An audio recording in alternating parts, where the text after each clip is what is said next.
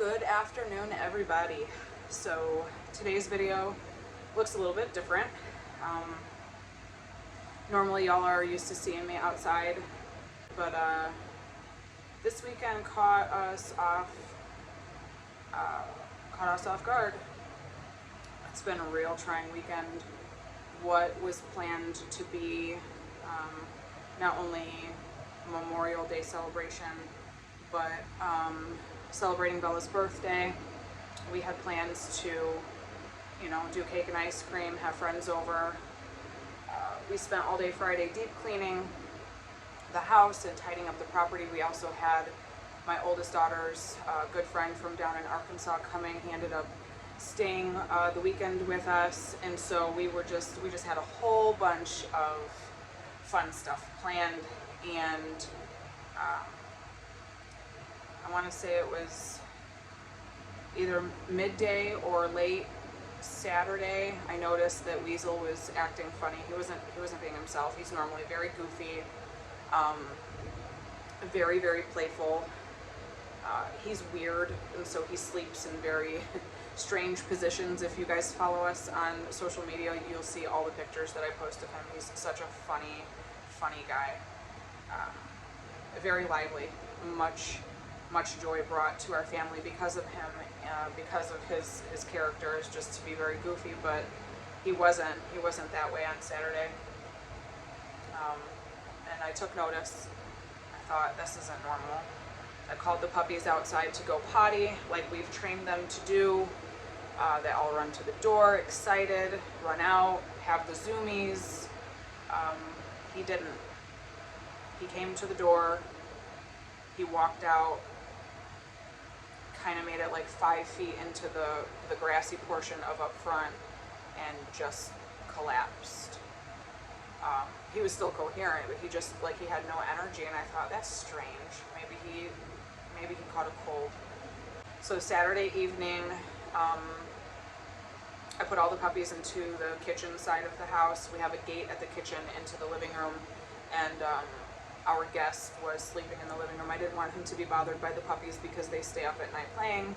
And when I got up Sunday morning, I noticed Weasel was still acting funny, and then we noticed somebody had an accident, and it was tarry poop. And I thought, oh, that doesn't look right. And then my husband reminded me that the last time we dealt with this with one of our chihuahuas, they also had tarry poop. Then I remembered that Saturday evening, Weasel had vomited. In my bedroom, he had a vomiting fit. And so then Sunday, it was the tarry poop, and then we put 2 and 2 together and realized we're dealing with parvo here. And I immediately took action. We've dealt with parvo several times. We've had success with one dog, Marley, back when we lived down in Arkansas. He contracted parvo. We did seek vet care because back then we didn't have a homestead. We didn't have a slew of animals. We didn't have the knowledge. We had never even really heard of parvo. And so we sought medical attention. We spent over $500 for IV fluids. Parvo can't be treated. You either let it either runs its course and the dog makes it, or it doesn't. I mean, it's a 50-50 shot. Whether you get vet care or not, a parvo is just like that. And so we dealt with parvo back in 2021 also with 2 puppies simultaneously. We had them kind of grouped together, and so when one showed symptoms, the second one had showed symptoms fairly quick after. Despite our best efforts, we lost both of those puppies. And so over the years, we've learned more about this virus, what can be done, what actions should be taken, what to expect on certain days. And so this go around, although it's still very scary, I feel a lot more prepared, knowing what I know now. And so let's see, what did we do? So I immediately secluded Weasel. All day Sunday, he ate a lot. His appetite was still super. We were taking him outside to go potty, but taking him to the farthest end of the property where our other dogs don't go. That way, anything that he deposited there wouldn't be touched by our other animals, because parvo is extremely contagious. And we were putting him onto the ground gently, and he would kind of walk around, and he was peeing, but he wasn't pooping. But he also wasn't vomiting, and so I thought, okay, we're good. We caught this early, and we secluded him. And the key to parvo is hydration. So it's not necessarily the virus that kills the dog, it's that the virus causes nausea and vomiting, which causes severe dehydration, and then essentially it's the dehydration that kills the dog. And so when we treated Marley through a vet way back when down in Arkansas, the only thing that saved him was the IV fluids. Lewis had to put a needle in the back of Marley's neck, the scruff, and the vet taught him how to deposit, X amount of fluids into the nape of his neck. And then essentially what that does is the bubble of fluid in the back of the neck would slowly seep into the dog's system and keep them hydrated. But other than that, there is no treatment. And so I was excited for Weasel to be showing signs of wanting to eat and drink. He didn't drink much on Sunday, but yesterday, he drank heavily. He woke up yesterday after we stayed up all night with him Saturday night, monitoring him. He woke up Sunday himself again. He was alert. He was whimpering to get out of the cage that I have him in here in the room. He heard the puppies playing in the living room, and he was excited, and so I thought, oh, he's acting himself again. We thought we were kind of in the clear. It had been 48 hours. With parvo, if the dog makes it the first 72 hours, chances of survival are a lot greater. The first 72 hours are crucial. Last night, I had Michaela take him over to the spot where we take him outside to potty, and she FaceTimed me immediately and said, Mom, Weasel collapsed and he's convulsing. I ran to the other side of the property as fast as I could, and he didn't look good at all. And we thought, this is it, he's not gonna make it. We ran a blanket out, we scooped him up, we brought him inside, and we just were with him, because I thought if he's gonna go loved and surrounded by us. And so I cried heavily. My eyes are killing me today. But we all surrounded him and loved on him and kept him company and did the best that we could. If he was gonna go, he was gonna go, and there was nothing more that we could do. Thankfully, my oldest daughter she's so smart, and she's so compassionate towards animals. And she loves to research, and so even if it's something that we're not familiar with, she'll hop on my phone and she'll start Googling, and she wants to learn all the things, and she wants to know hands-on, what can I do right now to help this animal. And so thank God for her, because not only I was running on no sleep from Saturday night being up with him, and so I was just very tired. I couldn't even keep my eyes open. Not only did she research and do all the things to help him last night, she stayed up until 6 in the morning. So what ended up happening last night is we learned through our research that parvo can cause a dog to go into septic shock. Severe dehydration is what causes that, and then from there the septic shock can cause muscle convulsions. So he was having spasms terribly from 2 a.m. until 6 a.m. They started off really intense, really close together, kind of like labor contractions, but instead of getting worse and worse and worse like labor contractions, they actually diminished. They got fewer apart, and each spasm only lasted 8 to 11 seconds, whereas they were lasting 25 to 30 seconds at the beginning. She stayed up until 6 a.m. with him before going to bed so that I could sleep, and then when I woke up, I took over.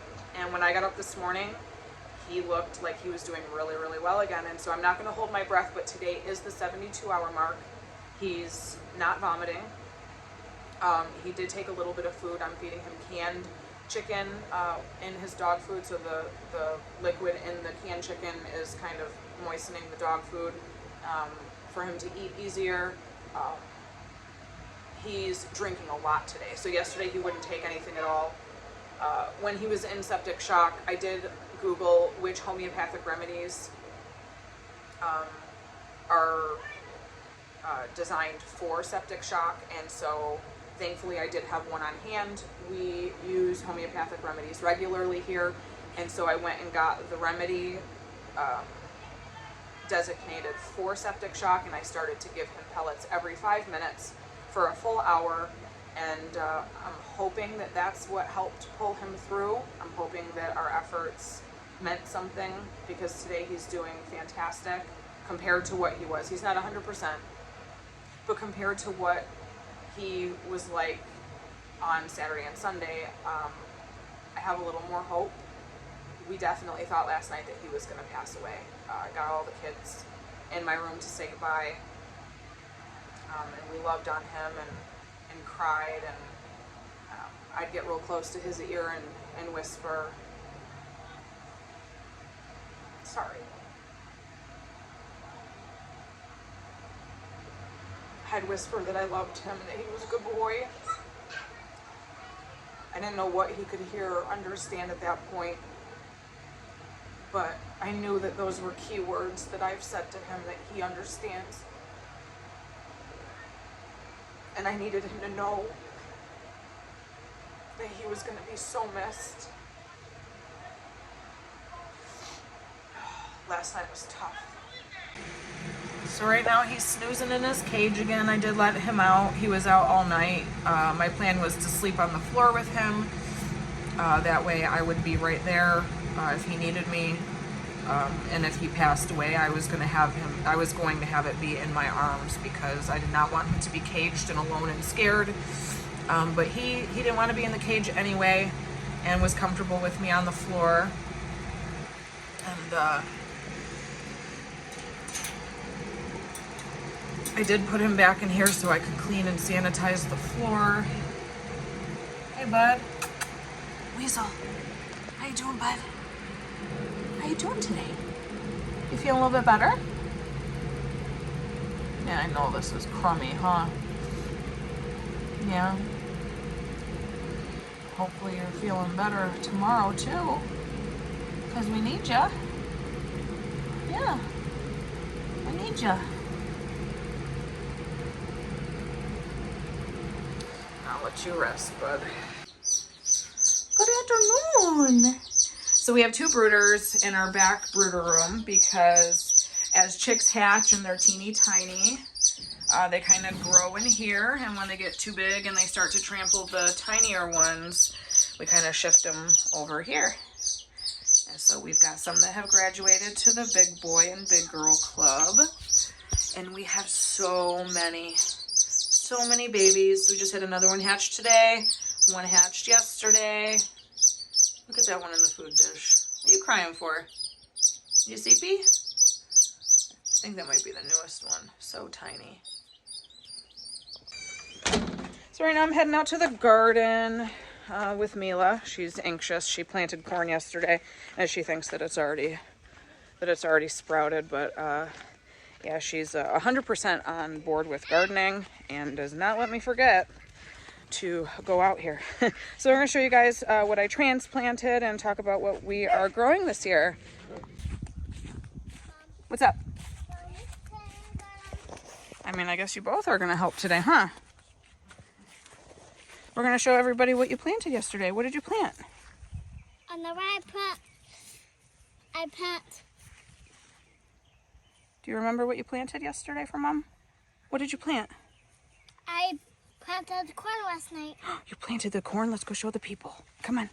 Go over to the corn bed. Where is the corn bed? Over there, remember? This is the corn that Mama planted. Right there. And you planted right here, huh? I planted right here. You did such a good job. So now we're going to water them, because they need water to grow, right? Yeah. And then pretty soon, what are they going to look like? Are they going to look like that over there? It's gonna be over here. Yep, that bed has corn too. So these are the beds that I cleaned up the last 2 days. And we're hoping that we're gonna get lots of corn this year, huh? And all those ones. Yeah, we didn't plant in those ones yet. So our wildflowers are still going strong. So is the garlic. I transplanted tomatoes over in bed 3, bed 1. Both of the IBC totes that were cleaned out and available. Strawberries are doing fantastic still. Strawberry? Yeah, strawberries. You picked with Daddy yesterday, huh? Whoa. I'm shocked. We did not do what we were supposed to, and these strawberries said, I don't care. We're going to do good anyway. So the okra is doing really good too. Nice and strong, getting bigger. Looks like the tomatoes got a little sunburned. But sun's been brutal. Mom? What, honey? I don't see any. No, you don't see strawberries today? No. I don't think there are any. Oh, we have strawberries. Oh. Whoa. I don't see any either. I think Daddy picked them all just last night, so there's not going to be any back. The right dad picked all of them? Yeah. In his room and his side? Yeah. So we got butternut squash up against the trellis. And oh gosh, it's humid. So yeah, that's the garden so far. And the plan is to, we got the corn planted. I think beds 6 and 7 are going to be for more tomatoes and okra. And so I'm really just going to go nuts with tomatoes and okra this year because it's something, bless you, it's something that we eat heavily and it's easily preserved. Where do we work? What? Do we work? We got to water. Oh. You're such a copycat. I do have to get some cucumbers going so I can make my pickles this year. Pickles. Yeah. I love pickles. I love pickles too. So good. All right, let's get to watering. What? What, babe? Pickles. Whoa.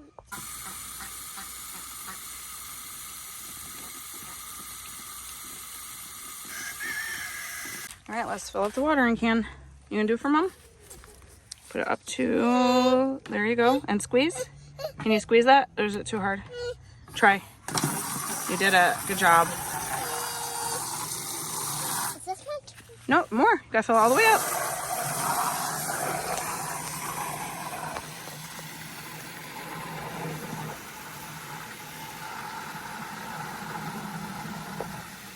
See if you can pick it. Are you strong? So strong. Oh, don't. Well, we're not going to water the lawn. Here, I'll get it for you. Go in the garden. I'll bring it to you.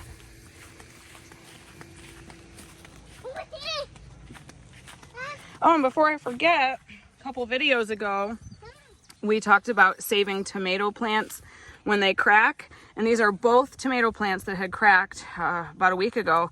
And so the key was to bury the stem deep down in the soil and keep it super, super moist for 10 days. And so we're almost at the 10-day mark and they're doing really well. They came back to life and they're thriving. And so, yes. Remember that was in the blue bathroom? That blue one? Uh-huh. The bathtub you're talking about? No, he wants that one. You helping now? Y'all are all over the place. Here, let's lift this up. We gotta go. Wow. Oh, what, honey? All right, come on. You got it? Okay, let's water. Yucky. You're such a good gardener, Mila. Yucky. Over here.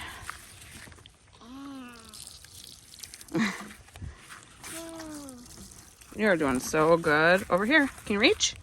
Reach. Nice long sip. Good job. Good job. Hey, bud. Weasel. Wanna go psycho potty?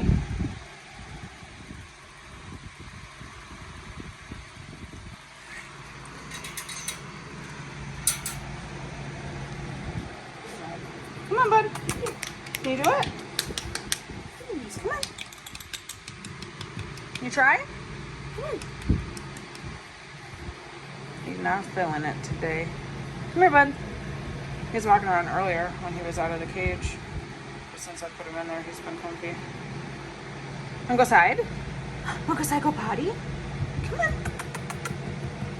Weasel. Come on, we gotta go potty. Yeah, we gotta go potty. Come on, let's go inside. Come on. He's been through it.